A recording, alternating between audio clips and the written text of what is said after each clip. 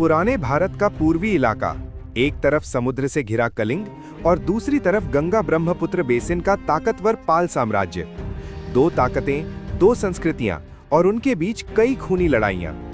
आज हम जानेंगे कलिंग और पाल राजवंशों की सीक्रेट युद्ध कहानी।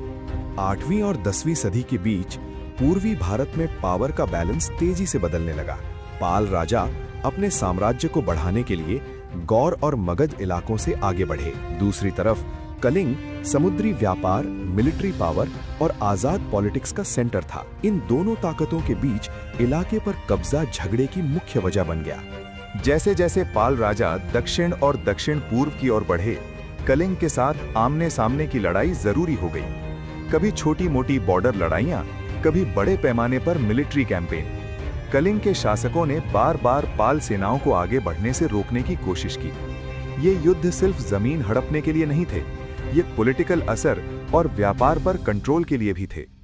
इन लड़ाइयों में कभी पाल राजाओं को कुछ समय के लिए कामयाबी मिली और कभी कलिंग अपनी आजादी बनाए रखने में कामयाब रहा। लंबे समय में इन लड़ाइयों ने पूर्वी भारत की पॉलिटिक्स को अस्थिर कर दिया। कई छोटे छोटे राज्य ताकतवर हो गए, जबकि कुछ राजवंश इतिहास के अंधेरे में खो गए।